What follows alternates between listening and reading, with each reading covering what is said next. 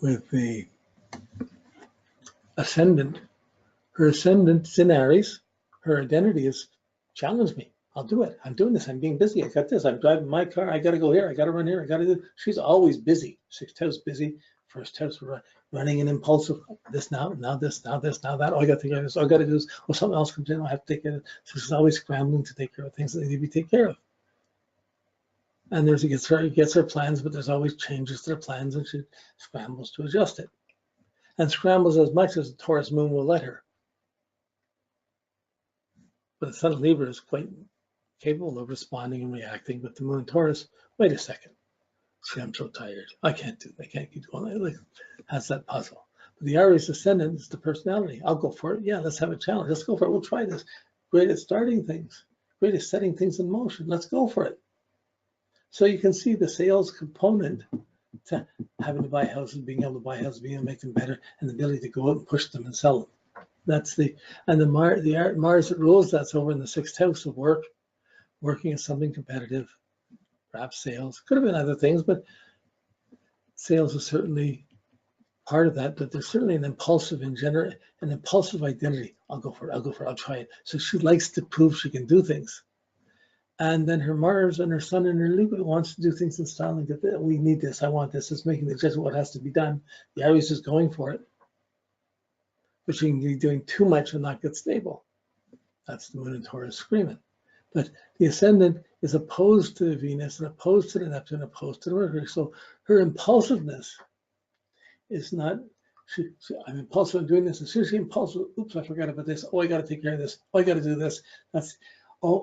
This isn't going the way I wanted. I got to help her. It's hard for her to evaluate who, in one way, she sees clearly what needs to help. It's hard to discriminate who's not worth it or when not to do something, because she's on go for doing things to fix things. And she can put things out and to people that don't necessarily deserve it and can get suckered by it. At the same time, she could see how people get caught in codependent relationships and caught in codependent situations. So advising people, she can advise people in complicated situations how to deal with it and find some stability in the midst of it. Spiritually, this is a strong thing. It's not always the most practical thing. So her relationships, and when they're thinking positively or negatively, will have it. There's a confusion, a prejudice, a distortion, expectation, a dependency that comes up from Neptune in the relationship house that affects her identity.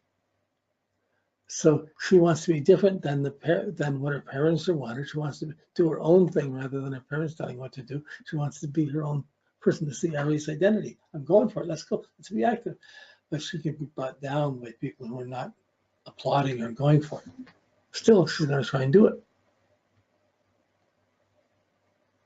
It's geared on go. If there's a house to sell, she knows what she has to do. She can boom, boom, boom, set this up. She conquers. If only you could conquer family and kids and everyone else the same way, who wouldn't be doing it for the same reason or the same way. Now, you can get along with anybody in relationships as long as you're not expecting them to change. And you're taking care of things. But she's a taker care of, a fixer, a person who helps people. And it's going to be quick to do that. That's her quickest impulse to do, to go fix, to help. And perhaps before, she would anticipate me doing it before someone else would ask, more or less. So she'd be there doing things for you. You'd be noticing, wow, you're doing good things for me. That's great, before you would even ask. And suddenly there's a whole bunch of things, but that can build up expectations too, or she could be misread for that. Okay. The midheaven, it has the, okay, one second, back to the ascendant one. It has the trine to the Jupiter and the Pluto. So her ability to see what's right and what's wrong around family, kids, what should be done is fairly strong. She sees it, okay, I have to take care of that. She sees what she has to do, even if it's a difficult thing. So, yeah, okay. So having a whole bunch of skills to help people. She could be the counselor and advisor, but she'd want to be also have some physical activities like a Tai Chi or a yoga or something she does. So she not only can advise, she can show people, go do this, or you can fix things with this and do things as well. That's the Aries identity, a doer. I want to prove it. I can do this. But the midheaven is Capricorn, the accomplishment, which all the things that have to be done to maintain the business, to work with so-and-so, to do with this company, to do with that, to make the commitments. It's opposed the style I really want to do it at. But she would go and do it, but end up having too many commitments. It squares the sun in the 6th house. So her work, her boss could add, if she had a boss or people working with her, they would make many demands that would be putting this pressure on the sun. I have to fix that, I have to fix it. How am I going to get time to do everything? I have to do this and I have to work. Oh, I can't be there. I got to do this. The kids are calling. I got to take care of this. So the one thing about real estate, you have some freedom with your time. It allows you to adjust and juggle it a bit.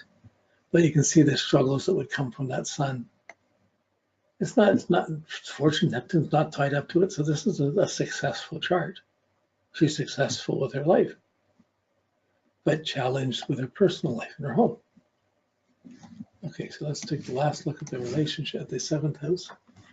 So the 7th house, the descendant, relationships, conjunct Venus, conjunct Neptune, conjunct Mercury, and it's out of orb, so it doesn't square the Uranus. So she's hyper in her thinking, but in relationships and in partnerships, there's Venus, there's the dream there, responding to the dream is Sexta. It's only good aspects. She responds well to other people. It's ruled by Libra. She wants to be appreciated. Venus is right there in Libra, being appreciated. She has style and taste galore, and would probably attract someone that really appreciates her. She would have a dream. She would idealize whoever she would be with. Now, if it became heavy or difficult or repressive, Saturn, Neptune in there, the sun would still try and look for the ideal, look for a beautiful way to see it, and try and fix it as best she could. But the dream, Venus, Neptune on the descendant, to have a partnership, to have money, to be able to make things so you can have a style that you want to live. She has a dream to make money, to work with real estate, to make money, to have partnerships aligned with that, to make things go. She's a good investment if you ever wanted someone to work with you. She would be a great investment because she would be wanting to do all the things you couldn't do or that you needed to get done. Unfortunately, when I met her, she was already working on all the things in place, so I couldn't pull her in to take care of all the things I needed to get done. My 2 cents. Anyways, but this is basically, we've gone through the pieces, we've seen different sections, we've gone through it. I mean, if we had feedback and going back all the time, this would be so much more alive and vital, but still enough to keep it interesting. See, how would someone live with it? How would someone adjust with it? Every chart, you want to have this curiosity. And you build up this caricature of the person. You see all these levels, all these points. And then as you meet the person, you say, oh, that's here. And if something is not showing, then what is it now? Oh, it's working out like that. And, so like we all have the concepts of, we don't deal with them all at the same time. And we jump from one point in our chart to another over our life. And eventually we try and integrate it all together.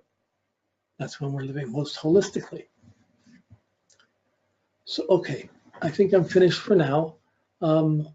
Next week, so this is the last of the personal charts of students in the class. And next week we got 3 more classes. So we're going to do 3 famous people's charts. I'm going to do Donald Trump's because he's so controversial. We'll take a look at his natal chart next week. And then I think I'm going to do Carl Jung's and Sigmund Freud's 2 counselors or psychologists and see those differences. And usually I always use people in the chart, but there's not enough. Not always the feedback. It's good. You still get a chance of working with the chart purely.